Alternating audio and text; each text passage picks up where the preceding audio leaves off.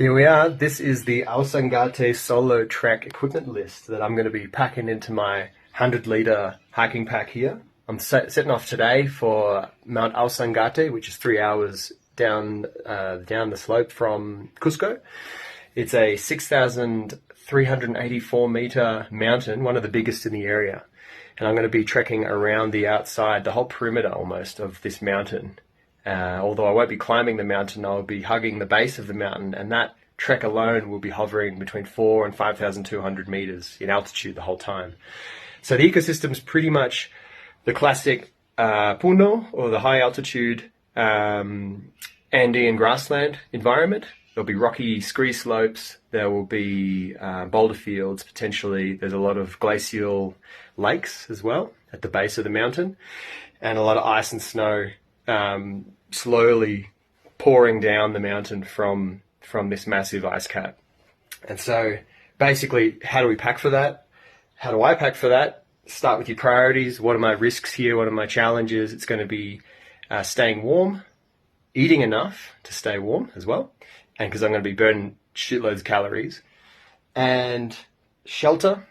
And apart from that, safety. It's going to be very remote. I'm going to be doing it solo. So prioritizing these things and keying that into this particular environment, not a jungle environment, not a Australian bushland environment, not the outback. And so working with high altitude, mountainous environment, cold nights, quite sunny days as well, up to 16, 18 degrees, and then down to minus 1, 2, 3 degrees Celsius at night. Apart from that, water source might be a challenge, so I'm going to be carrying a decent amount of water too. I'm going to be boiling water from streams, and I'm going to be potentially be able to drink straight from glacial runoff as well in the area. So understanding a little bit about the environment so you can make better decisions on how to prepare for it is really, really important. So basically, here we are. This giant pile of stuff is going to have to go into the 100-litre pack. But running from left to right, basically, we have our cooking and eating apparatus, appliances here. So just bowl and cup, pretty much 2 pots, so I can boil water in a decent quantity, or cook my meal at the same time. This is the Garmin InReach emergency satellite communicator and beacon. So it's not a sat phone, but I can send text to anyone on the planet with this thing, which is incredible. It's worked very, very well in the Amazon, sending text out from deep in the Amazon to people in Australia and Canada, and it's been fantastic. Obviously, if things go bad, you can always push the SOS button here, and you're going to have emergency services come and collect you from wherever you are. So it also has maps on board, GPS, so maps, GPS communication, and emergency beacon. So fantastic backup to have. Battery lasts for about 7 days if I'm careful with the battery, so that's perfect. Here we have our sleeping mattress. This long log here, opted for a Thermarest inflatable, extra thick version because we're going to be getting down to minus degrees in the evening, so I want to have decent sleep, so I invested a little more in that. Here we are, 3 lighters, just in case they break. These can break and the fluid can leak out, so I've got 2 of the best I could get from Cusco, which aren't the best quality, so I got a couple, and this one here is a little more durable. So warmth, and starting the cooker that I have right here is going to be very, very important. This is a little stove, little tripod stove stand that I'll hook up this gas bottle to. Pretty standard procedure anywhere in the world for most camping equipment. You chuck the little stove top on here, screw it on, and balance your pot on it very carefully. Try not to knock it over, and you can cook fairly efficiently and quickly with it. Got 2 head torches here, got extra batteries, and compass, because I don't want to rely completely on the downloaded maps I have on my phone, which are fantastic. They outline the whole circuit around the mountain, but I'm going to need that compass as well, just to keep my bearing and give some peace of mind that we're tracking okay. Toilet paper, fantastic for many, many reasons. I don't expect to be lighting fires out there because there's not much biomass and there's no trees. But you never know. I might be able to burn some alpaca dung or grass or something like that if I needed a fire. And obviously toilet paper, fantastic to start that off. And cleaning sunglasses, cleaning wounds, wiping your ass, fantastic stuff.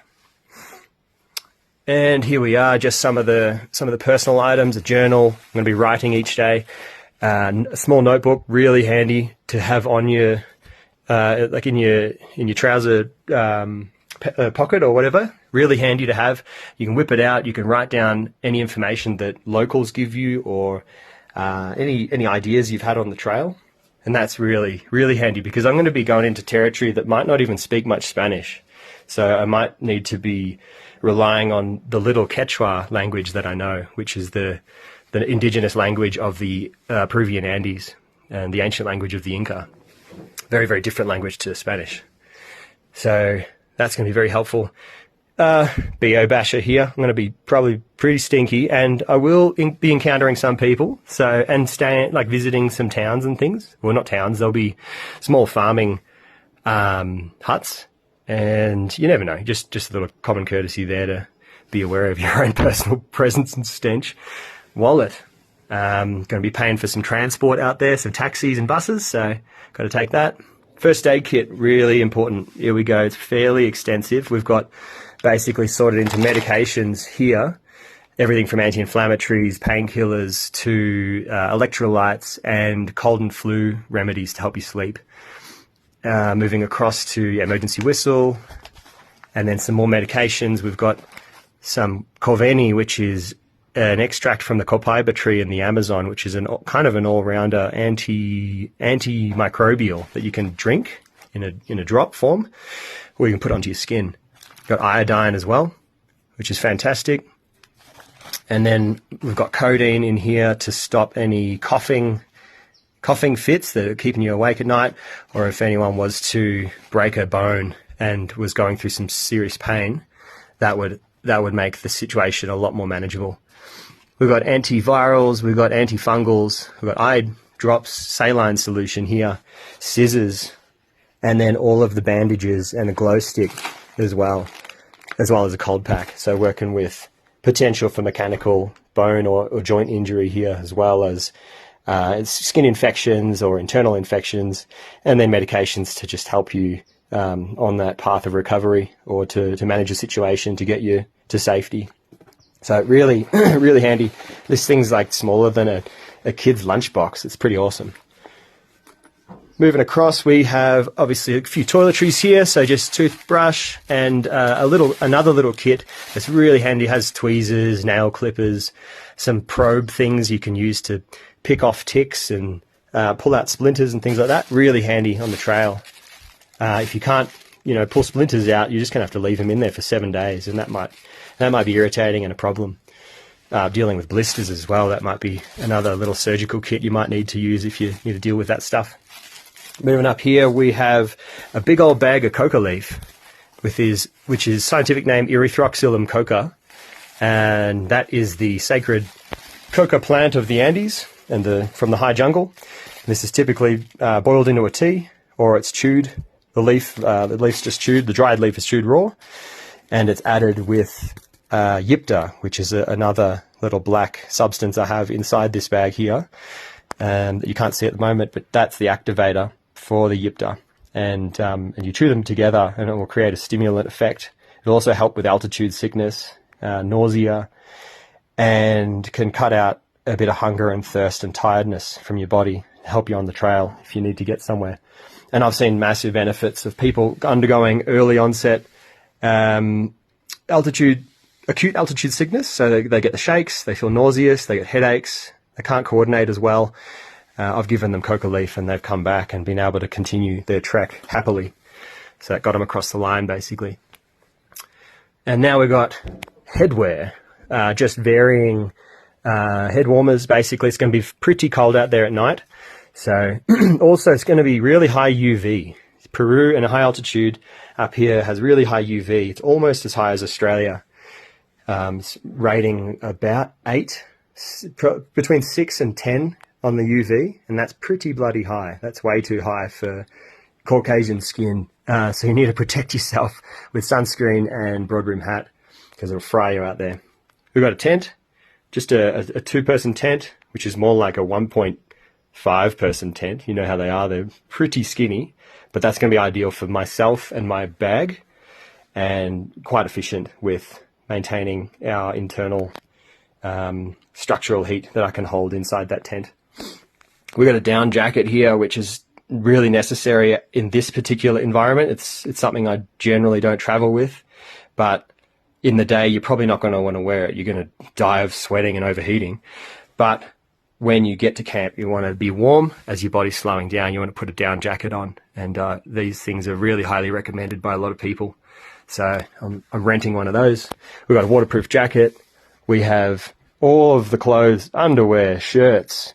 We've got thin layers. Layers in the Andes is really important because the temperature changes so much from below 0 to almost 20 degrees Celsius, and really sunny. Here we have some rape, which is powderized tobacco that's been dried, slightly toasted, and added with ashes. And this is basically a nasal snuff. So another plant medicine that is from more of the Amazon and gives more of a tobacco stimulant effect that you apply through the nose, which is highly used by the Amazonian people when they go hunting or they're going through ceremony and they want to clear their mind and they want to stimulate their senses. We got some steroidal cream here. That's for my insect bites that I've copped over in the Amazon. My legs and arms are covered in small sandfly-like and mosquito-like bites. Not a big deal, but it is important to have good sleeps. And so the bites really aggravate in the night. So apply that topically to the skin. Moving across here, we've just got scarves and facial covers, neck covers, things like that. Some shorts for the thermal springs out there. So I'll be jumping into some hot water. That'd be kind of cool. A good way to recover from your day's trekking and your acclimatization to the altitude. We've got more layers, thermal layers, polypropylene layers, and skins. These thinner, more wicking layers of clothing. Really handy if it's not particularly cold, but you want to have some skin coverage, take the edge off if there's, say, wind or UV. And moving across to the fleeces, this is wool. This is sheep wool and alpaca wool. These are both quite thin layers, but fantastic. Really good if they get soaked. They'll still keep you warm if they're wet. Really handy and really old school. I've tested these out hunting and trekking. Alpaca wool clothing's fantastic here, very, very popular, and tried and tested for hundreds or thousands of years. So I still stand by these as layers. And then moving on to more of the synthetic, just like a relatively thin layer, about the same as the other wool layers here. That's going to be really handy because you can put on all 3 of these at once if you wanted to, and then even the puffer jacket, and you'd be absolutely fine. Got another pair of pants, 2 pairs of pants, and we're pretty much set.